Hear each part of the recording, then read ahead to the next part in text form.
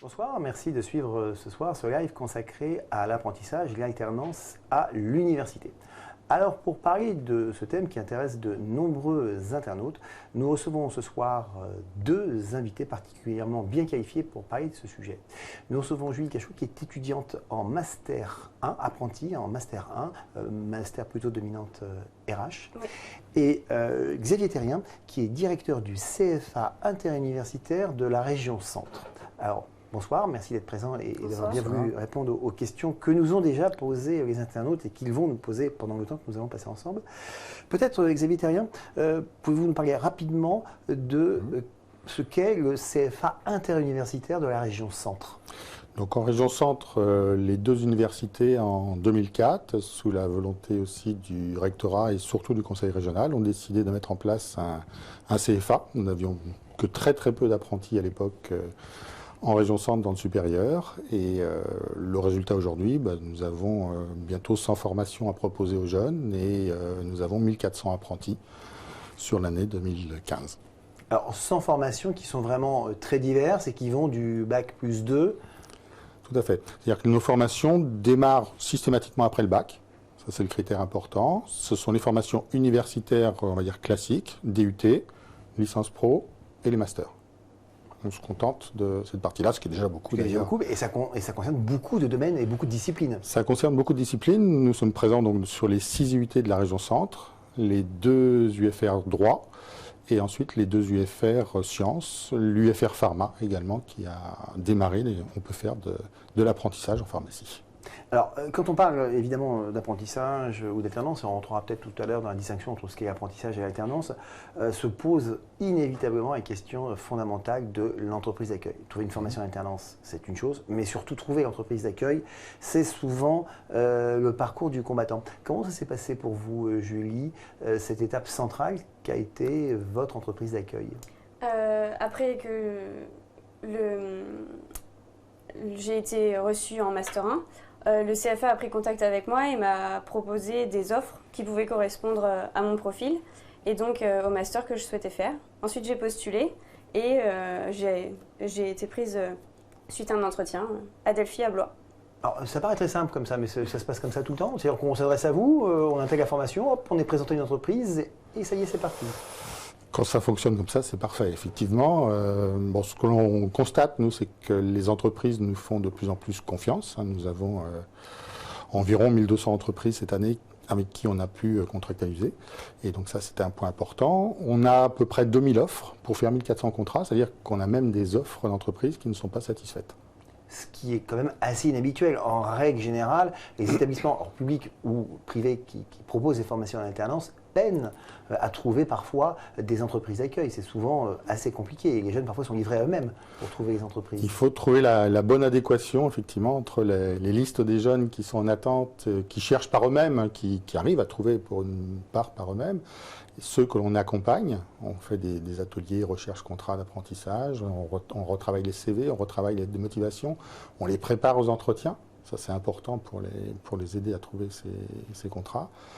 Et puis après, c'est à eux d'aller se présenter aux entreprises. C'est la partie toujours difficile. Un jeune qui sort du bac, il n'y est pas prêt. Comment ça s'est passé pour vous, votre entretien de sélection? De sélection dans mon entreprise? Dans votre entreprise, oui. J'ai été reçue par le DRH. Et donc il m'a posé des questions sur mon parcours d'avant, les missions que j'avais pu faire dans d'autres entreprises, sachant que j'avais fait de l'apprentissage déjà en DUT et en licence. Et j'ai eu la réponse sous 15 jours. Donc en fait, ils m'ont dit qu'ils voyaient d'autres candidats. Et dans les 15 jours, j'ai eu la réponse comme quoi j'avais été sélectionnée. Alors, on a plusieurs questions qui arrivent, on va dire presque en rafale. Damien qui vous dit, comment s'y prendre pour trouver son contrat? Est-ce que vous avez des listes d'entreprises qui en proposent? Mais vous avez répondu, vous avez presque 2000 offres de contrats. On a des offres, ça ne veut pas dire qu'on va avoir des listes à proposer à chaque jeune. C'est-à-dire qu'on va regarder son parcours, on va regarder effectivement ce qu'il a fait précédemment, où il se trouve géographiquement, en fonction de la formation et en fonction de son lieu d'origine, d'un point de vue établissement par exemple, s'il sort d'un lycée ou s'il sort même d'une autre université. Et ensuite, on peut lui proposer, en fonction de son cursus et en fonction de son éventuelle mobilité géographique, certaines entreprises. Ça, c'est le responsable pédagogique et nos assistantes pédagogiques qui vont regarder et qui vont essayer de lui proposer ce qui lui conviendra le mieux. Alors, évidemment, vous mettez en relation l'étudiant avec l'entreprise d'accueil, mais vous proposez une centaine de formations. Il y a une question d'Ivan qui vous dit, si j'ai déjà une entreprise qui peut me prendre en contrat, mais lui précise un contrat de professionnalisation, est-ce que vous m'acceptez, vous préférez, ou est-ce que vous ne travaillez qu'avec les entreprises qui s'adressent à vous? Mais il parle là de contrat de professionnalisation. Alors, la première chose pour quel que soit le jeune, il faut candidater à l'université. Ça, c'est pas au CFA qu'on candidate, c'est une candidature donc, spécifique avec un dossier apprentissage, mais c'est à l'université et ce sont les responsables de formation qui se chargent de valider ou non les dossiers des jeunes. Donc une fois qu'ils ont validé le dossier d'inscription, nous on intervient seulement après sur ceux qui sont susceptibles de rentrer donc en contrat d'apprentissage, donc sous réserve de trouver leur contrat. D'accord, donc un conseillant, il faut déjà qu'il soit pris voilà. dans la formation. C'est la première étape indispensable. De son choix. Question d'Émilie, peut-on trouver l'entreprise dans une autre ville que celle du lieu de sa formation? Ce qui m'amène à une autre question. Juste avant l'émission, vous me disiez que le CFA interuniversitaire de la région Centre, en fait, avait un recrutement national. Le recrutement est national et puis le placement des jeunes est également national. Ce n'est pas un souci, c'est de l'organisation, c'est de la mobilité, c'est également très dépendant des rythmes d'alternance qu'on va proposer formation par formation. Donc un étudiant qui va suivre une formation dans une des universités de la région Centre peut avoir son entreprise d'accueil à Paris. Sans aucun problème. Alors vous, Julie, ce n'est pas le cas. Hein. Vous travaillez dans votre entreprise d'accueil et dans la région. Oui, alors moi j'étudie à Tours et mon entreprise est à Blois. Alors comment ça se passe le rythme? Quel est le rythme de votre alternance? Alors pour mon Master 1, c'est 15 jours, 15 jours. Donc je fais 15 jours en entreprise et 15 jours à l'université. Donc je fais les allers-retours tous les jours quand je vais travailler à Blois. Et ensuite, donc 15 jours, ça dure combien de temps? Alors là, je suis en cours jusqu'à fin mars. Donc la fin de mon semestre ça arrive bientôt. Et après, je suis en entreprise donc de début avril jusqu'au mois de septembre à la rentrée du Master 2. D'accord. On a plusieurs questions un peu pratiques sur l'apprentissage. Si vous pouviez rappeler les conditions finalement du contrat d'apprentissage, la rémunération qui est attachée. Voilà, si on pouvait faire un petit tour de ce qu'est le contrat d'apprentissage en quelques instants.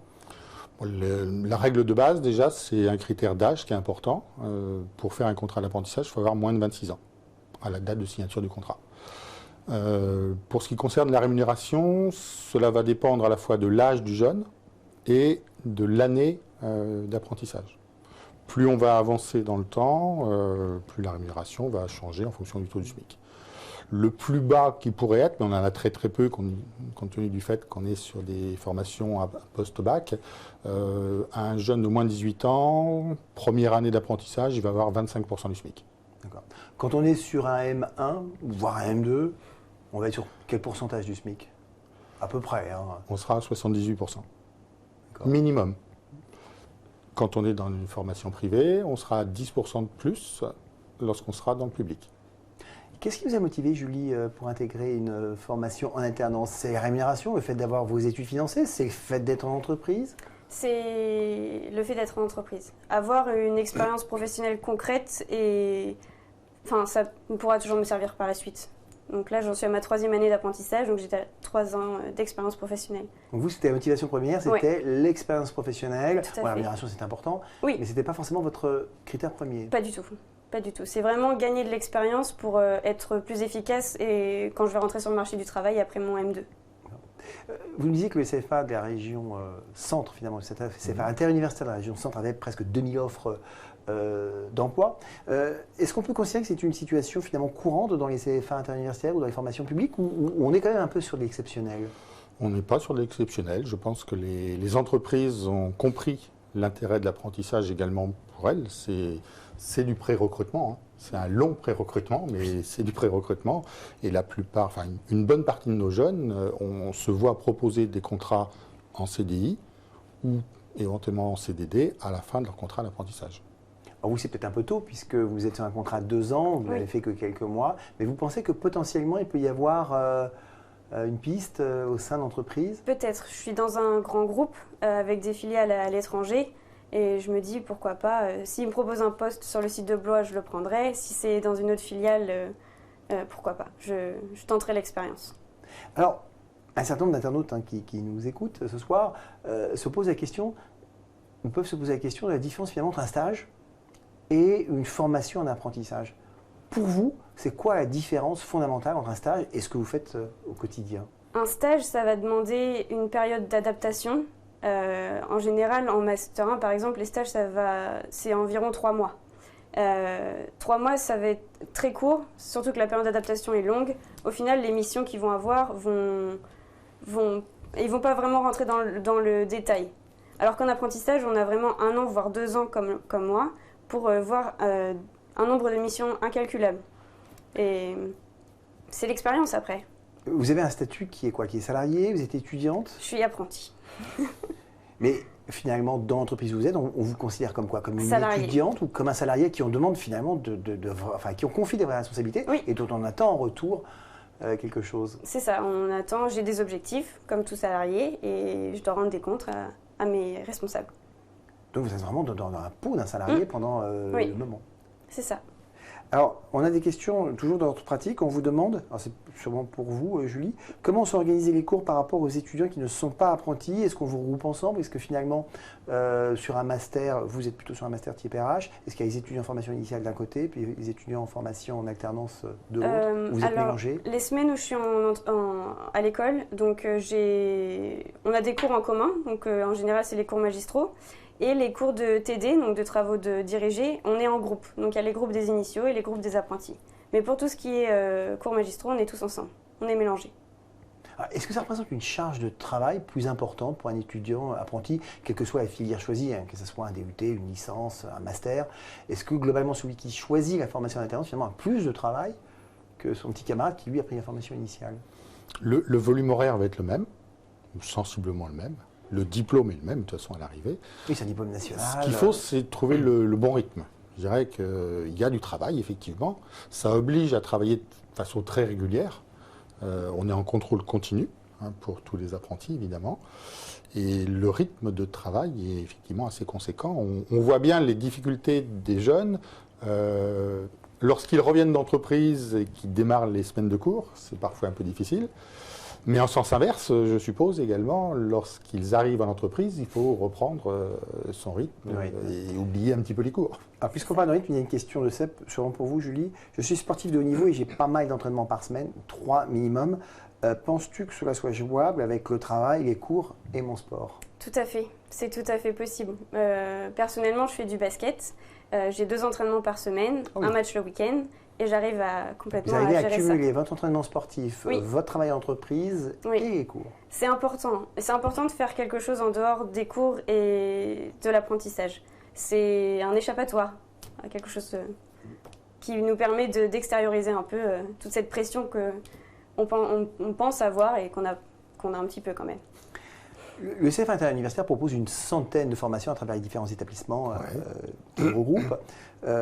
Au niveau des statistiques finalement d'insertion professionnelle, est-ce qu'on peut dire finalement que vos formations qui sont en apprentissage ont finalement des taux d'insertion professionnelle à l'issue qui sont meilleurs que des diplômes un peu équivalents mais qui ne se font qu'en formation initiale? Est-ce qu'il y a vraiment une nette différence?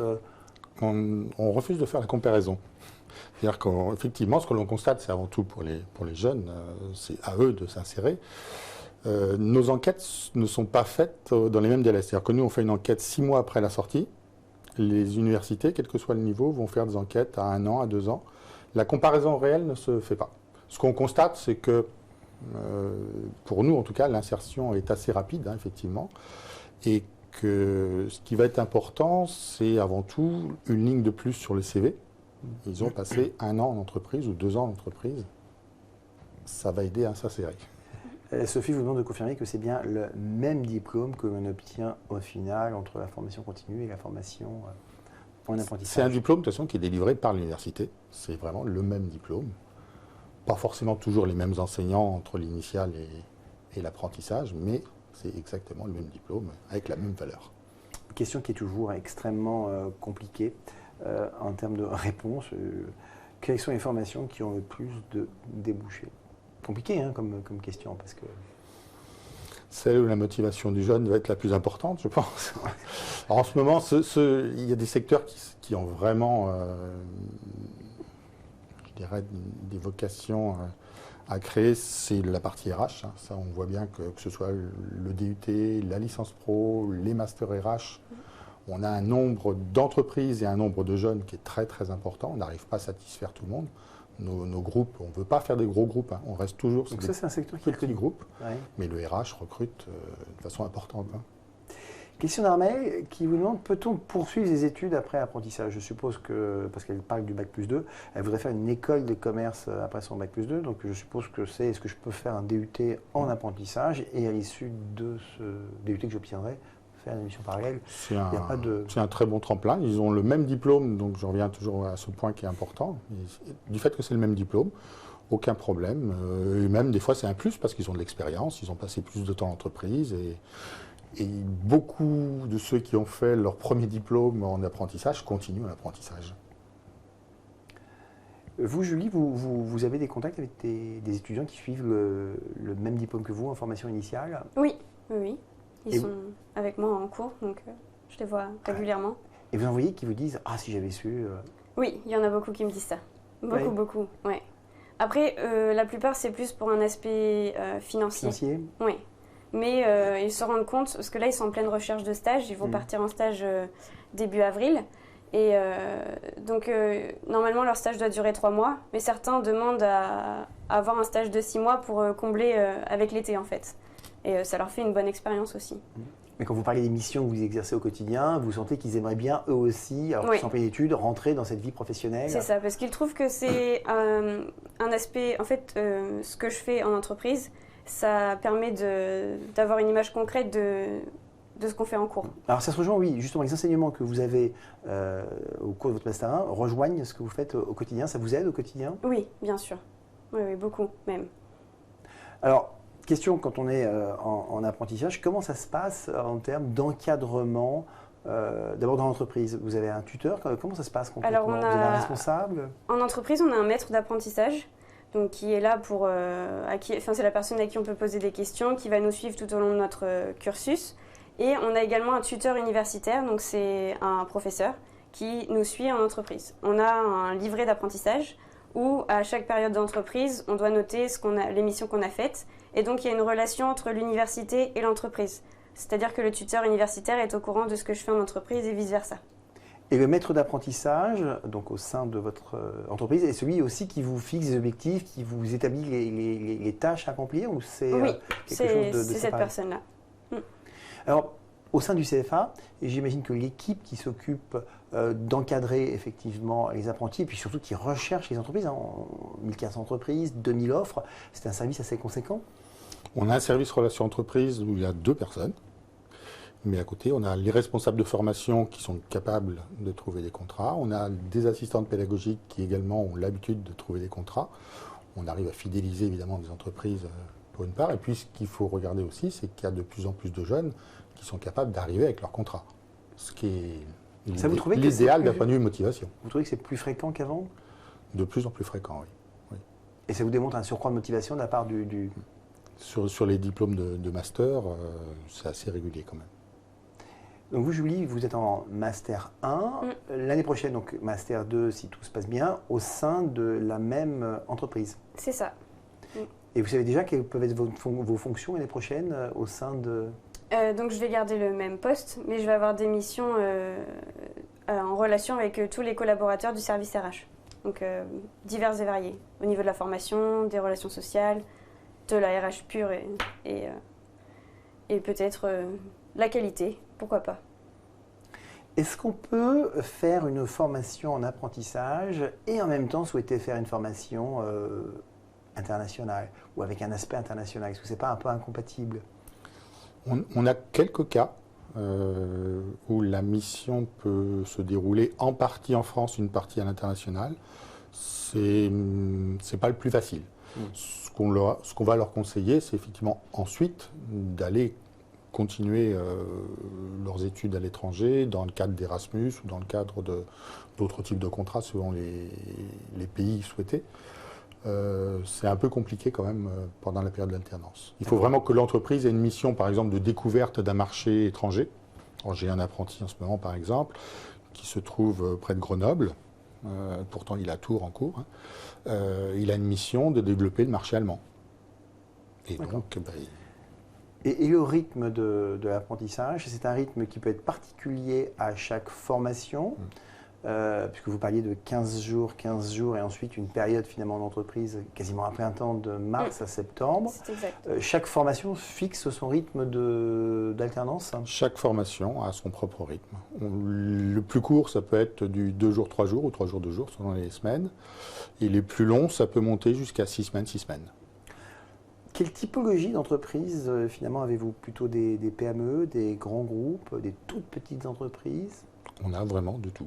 On a vraiment de tout. On a de très grands groupes dont on a besoin, notamment pour la taxe d'apprentissage, mais on a besoin du vivier local de chaque ville où on se trouve, parce que ces viviers-là sont importants pour la pérennité des entreprises, et placer des apprentis dans des toutes petites structures, c'est vraiment indispensable pour le développement de ces villes. Aujourd'hui, après oui, donc ça se passe bien dans l'entreprise. C'est une entreprise de quelle taille? On est 1500 sur le site de Blois. Oui. C'est quand même, sur le site de Blois en plus. Oui. Donc c'est un grand groupe national. International. International. Oui. Et vous êtes sur le site de Blois, ça vous arrive, puisque vous êtes plutôt dans une fonction RH, ça vous arrive de bouger de site? Donc pas encore, ça m'est pas encore arrivé, mais on a des entités en Angleterre, aux États-Unis, en Chine. Peut-être que j'aurai une mission où je devrais partir à l'étranger. Alors comment vous êtes considéré par les salariés de cette entreprise? Comment ils vous considèrent? Comme une jeune stagiaire qui est là, comme une jeune femme qui a de vraies responsabilités professionnelles, comme une vraie salariée quelque part?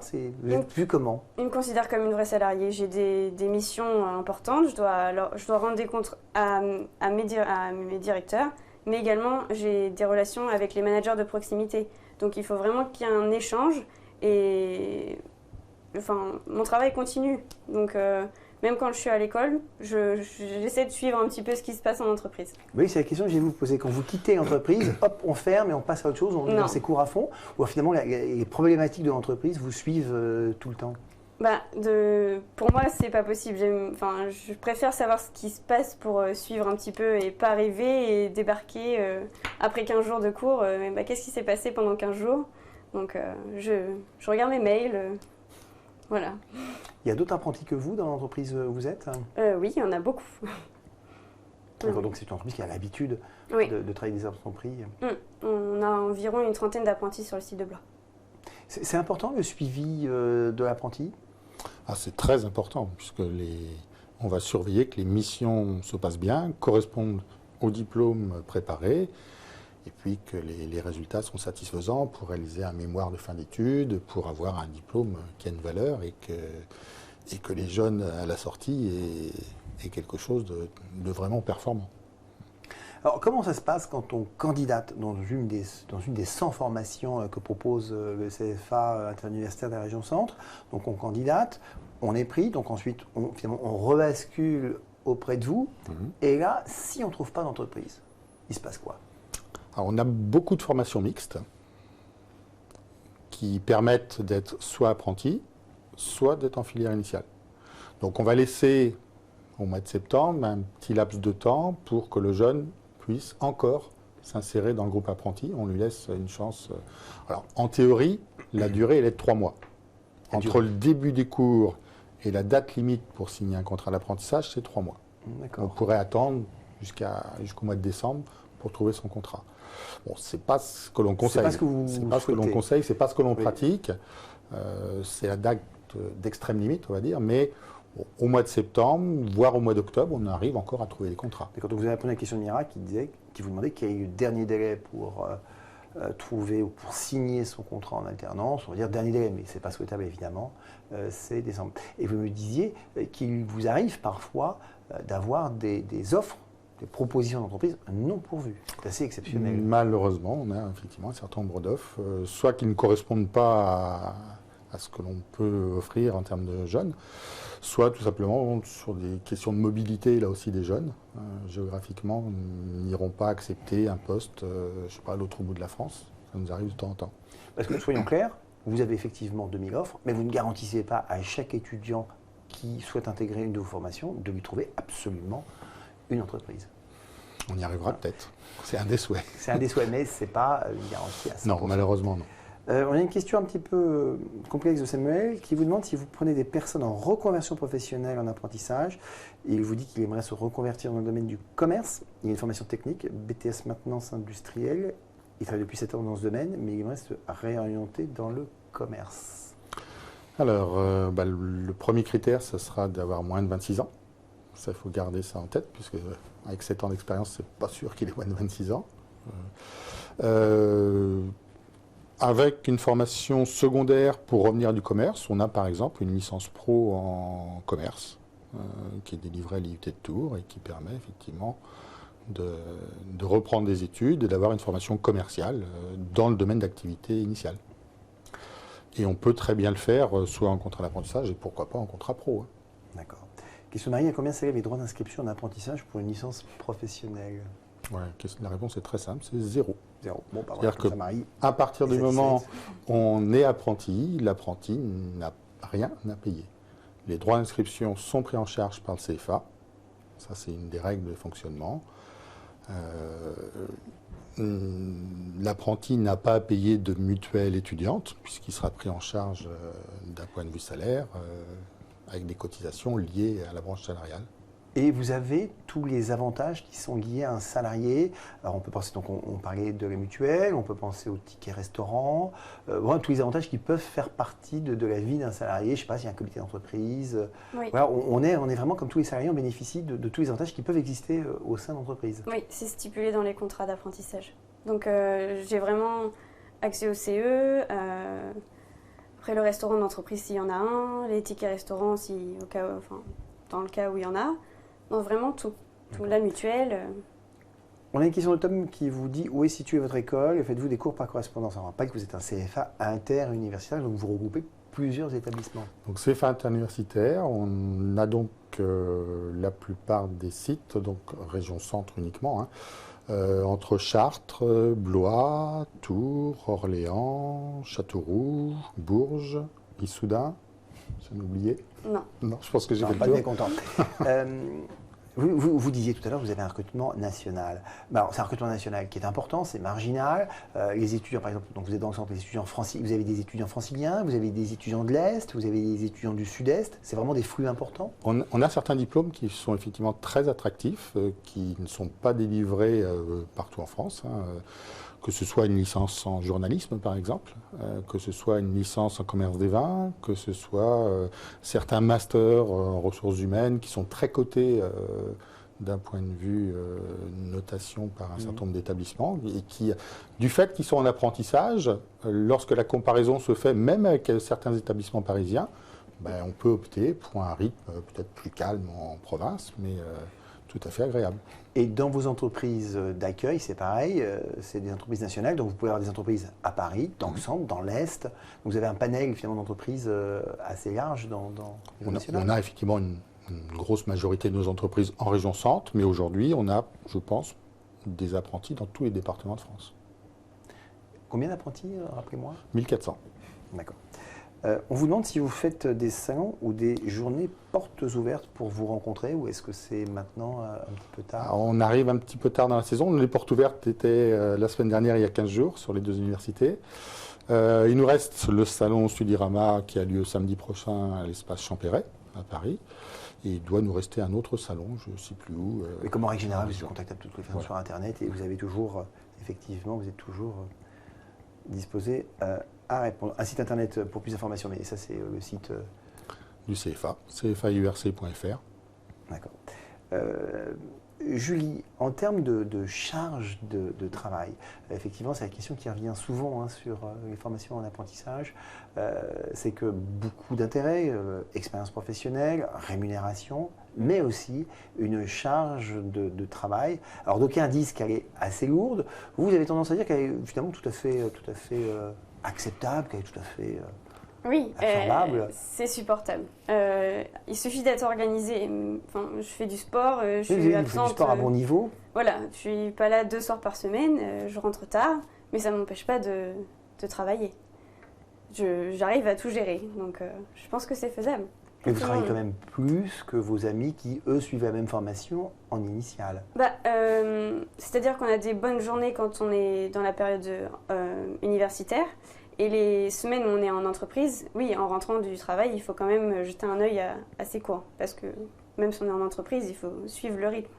Quels conseils vous pouvez donner à un étudiant qui s'interroge sur le fait de poursuivre ou pas effectivement un apprentissage, sur sa capacité? Quelle qualité il faut finalement pour manager à la fois des études de bon niveau, c'est quand même des diplômes importants, et en même temps une vie en entreprise? Qu'est-ce qu'il faut avoir comme qualité? De l'organisation. De l'organisation et de la volonté.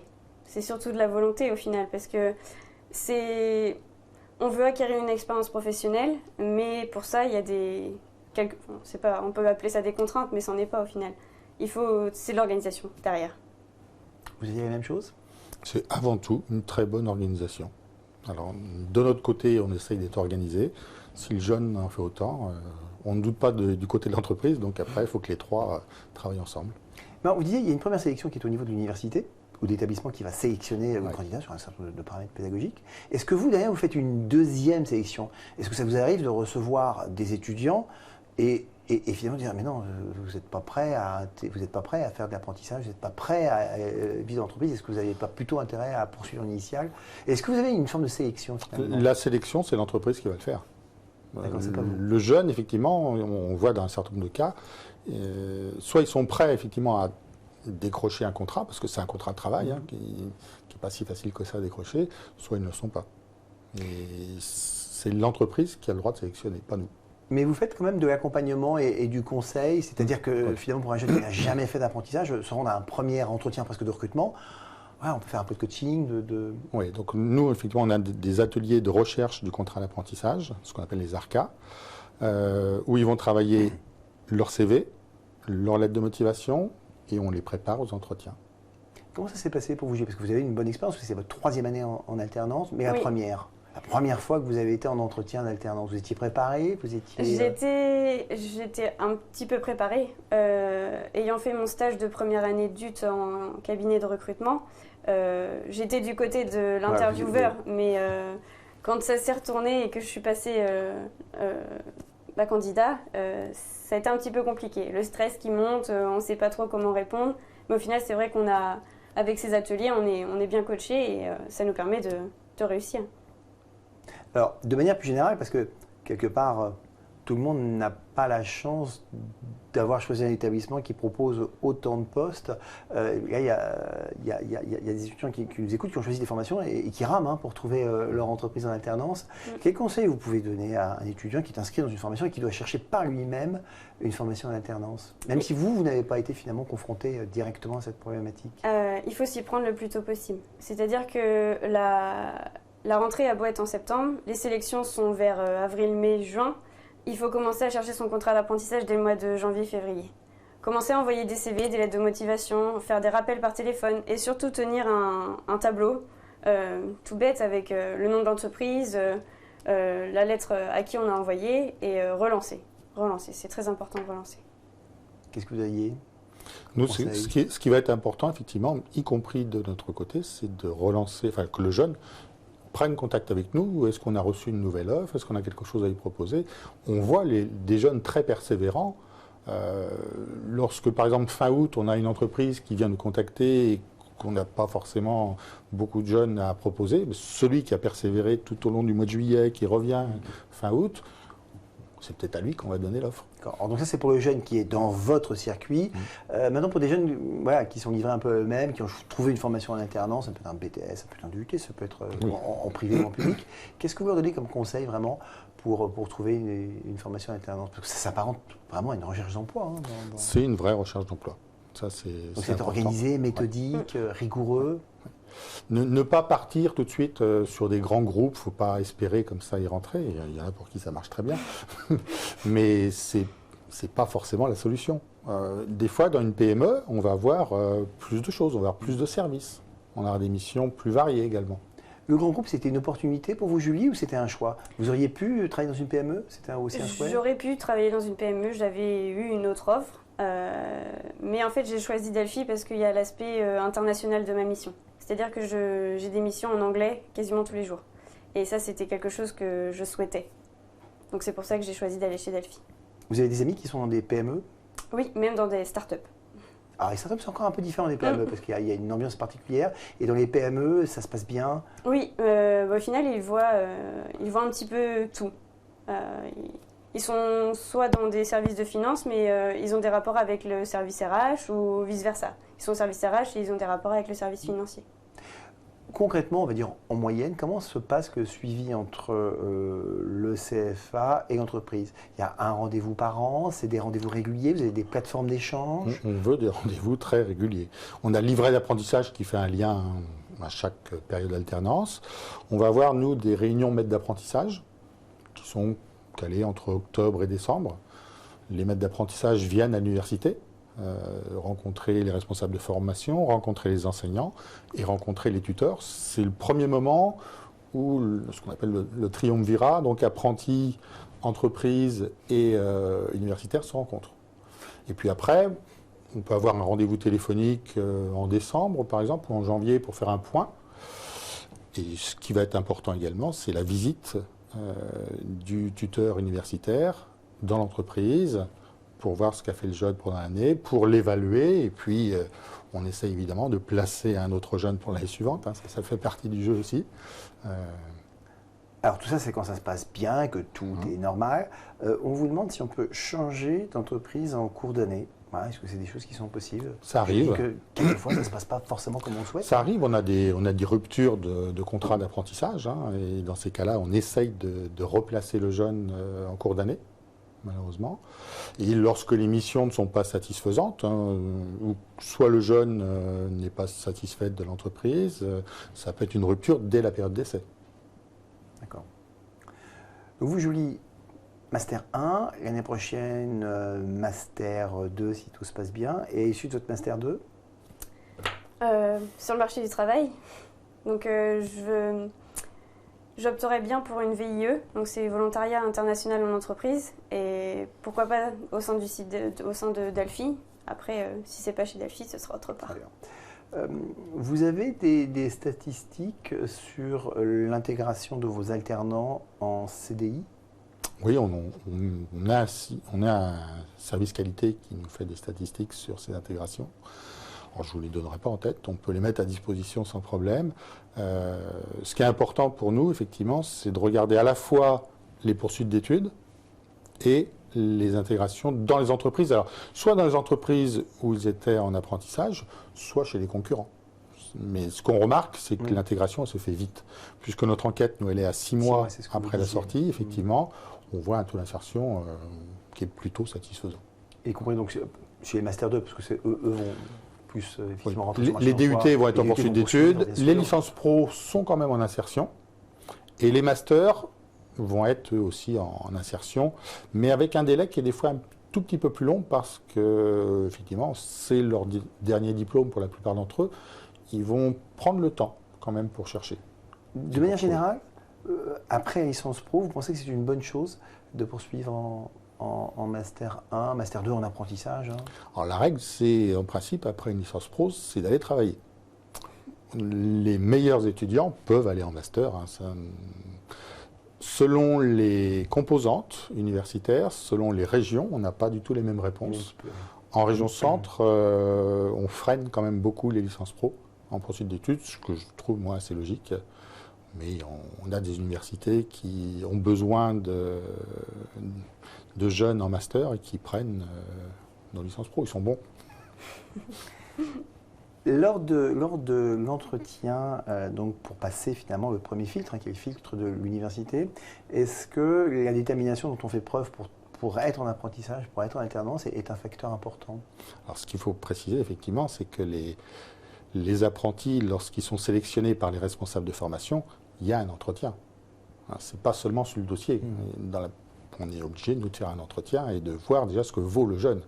Nos responsables de formation prennent le temps de rencontrer ceux qui ont été présélectionnés sur dossier, mais on n'arrive pas comme ça avec un contrat. Il faut qu'il y ait une mission, il faut qu'il y ait quand même quelque chose d'intéressant. Qu'est-ce que vous pourriez donner comme conseil, Julie, à ceux qui vont ou qui envisagent et qui vont passer ces entretiens? De commencer à chercher un contrat d'apprentissage. C'est toujours bien d'arriver à son entretien avec le responsable de formation en montrant qu'on a envie et en montrant qu'on a commencé à faire des recherches. Qu'on est dans une démarche active et qu'on n'attend pas que ça tombe.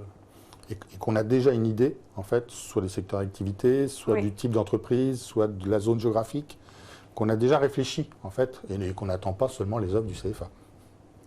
Qui, je le rappelle, sont quand même assez nombreuses. Même si elles sont nombreuses, oui. Alors, c'est toujours compliqué d'avoir des statistiques. Finalement, sur vos 1400 apprentis, vous diriez qu'à peu près combien ont trouvé par eux-mêmes, de manière vraiment autonome, leur contrat? C'est entre 400 et 450, je pense, sur les 1400.